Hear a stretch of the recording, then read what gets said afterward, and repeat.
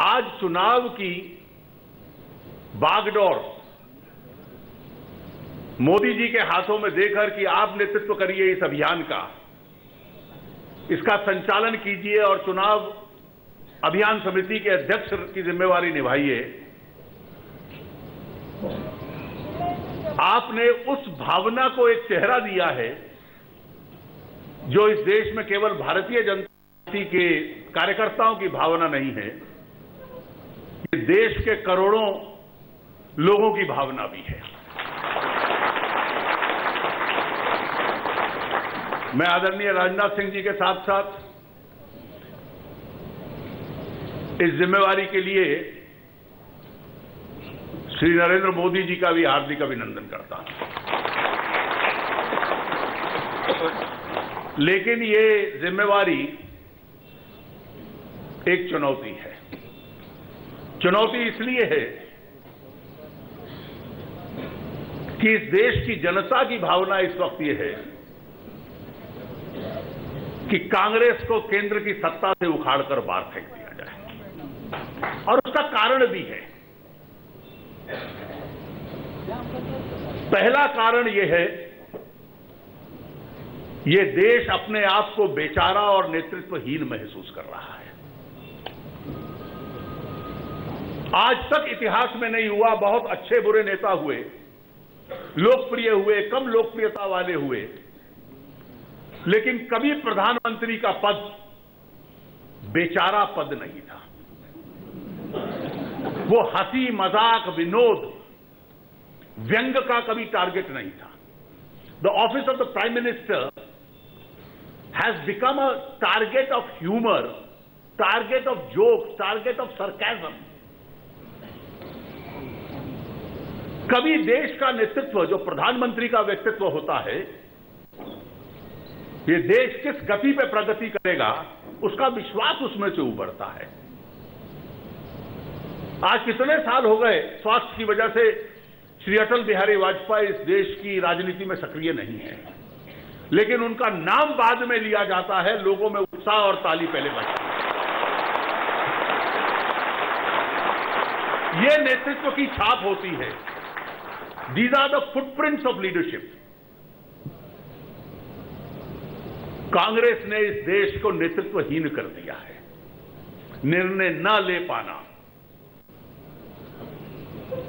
थोड़ी सी आलोचना हुई तो नीचे निर्णय से पीछे हट जाना, प्रधानमंत्री को पद दे दिया लेकिन अधिकार नहीं दिए। प्रधानमंत्री केवल देश का नहीं, दल का भी स्वाभाविक नेता होता है। ऐसा प्रधानमंत्री जो ना देश का नेता है ना दल का नेता है, वो कभी देश को नेतृत्व नहीं दे सकता। इसलिए एक ताकत वाले दमदार नेतृत्व की इस देश को जरूरत है। अर्थव्यवस्था चरमरा रही है। कितने सालों तक हम शोकेस करते थे इस देश को कि दुनिया आके हमारे देश में निवेश करे। आज निवेश का अकाल पड़ रहा है। यह परिस्थिति देश की है। हमारे उद्योगपति कहते हैं कि बेहतर होगा कि हम बाहर चले जाएं। कल मुख्यमंत्री मनोहर जी के साथ यहां के उद्योग के लोग हमें मिले थे। उत्साह नहीं, उदासी थी। राज्य सरकार हमारी मदद कर रही है, लेकिन केंद्र क्या करेगा हमें मालूम नहीं। जो उनकी पूंजियां हैं, अगर बचाकर इस देश में और इस राज्य में ना लगवाई तो फिर किसी इंडोनेशिया और चाइना की तरफ वो देखना शुरू कर देंगे। कीमतें आसमान छू रही हैं, किसान की परिस्थिति खराब है, गरीब की गरीबी बढ़ती जा रही है और भ्रष्टाचार चरम सीमा पर है। और भ्रष्टाचार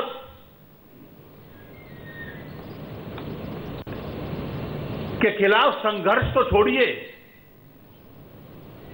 किसी तरीके से उस पर पर्दा डाल देना, यह कांग्रेस की नीति रही है।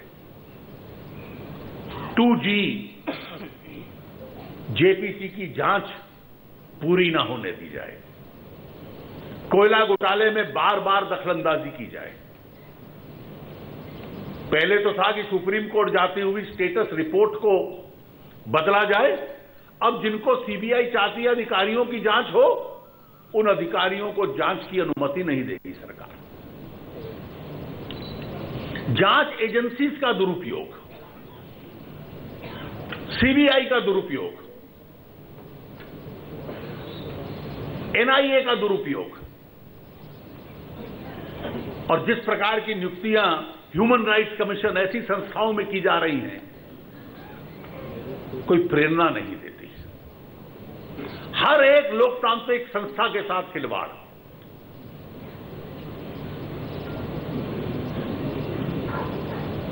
आतंक से कैसे लड़ना है, माओवाद से कैसे लड़ना है, एक कमजोर सरकार।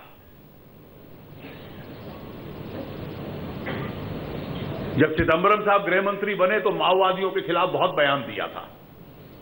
सोनिया जी ने कांग्रेस संदेश में कांग्रेस कार्यकर्ताओं के नाम एक खुला पत्र लिखा, ओपन लेटर। तुरंत एकदम पीछे हट गए वो भी।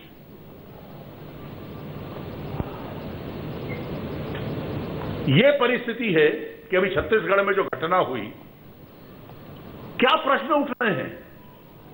किसको मारना है कांग्रेस के नेताओं में और किसको छोड़ना है? किसके प्रति सख्त नरम रुख है, किसके प्रति नरम रुख है, ये माओवादी तय कर रहे हैं। और सच्चाई सामने ना आ पाए, इसके लिए पर्दा डालने के लिए एनआईए को वहां भेज दिया गया। इतिहास में शायद सबसे भ्रष्ट सरकार यह होगी। मैं मानता हूं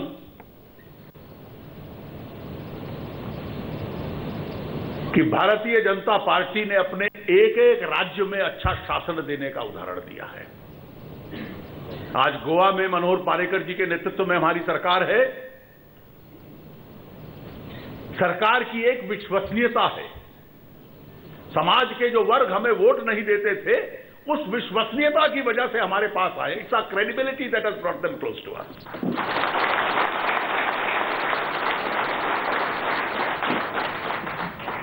गुजरात की तुलना करें तो आज गुजरात जिस दर पे प्रगति कर रहा है, उसकी क्या किस राज्य के साथ तुलना करें? उसकी तुलना तो चाइना के ग्रोथ रेट के साथ होती है।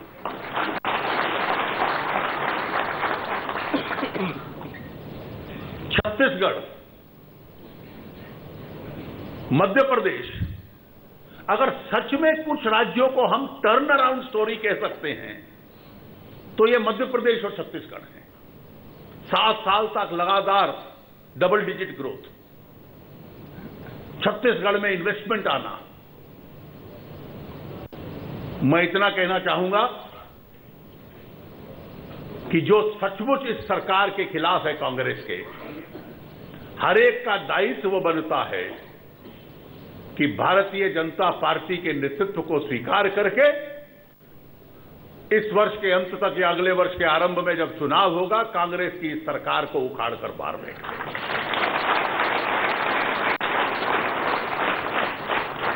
भारतीय जनता पार्टी की ताकत बढ़ने वाली है।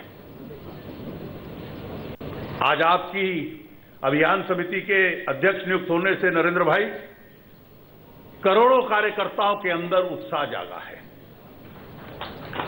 कार्यकर्ताओं में एक नया जुझारूपन आएगा और मुझे पूरा विश्वास है कि हमारे नेतृत्व, पार्टी का जो सामूहिक नेतृत्व है, उस नेतृत्व इस राजनीतिक परिस्थिति की पहचान कर रहा है।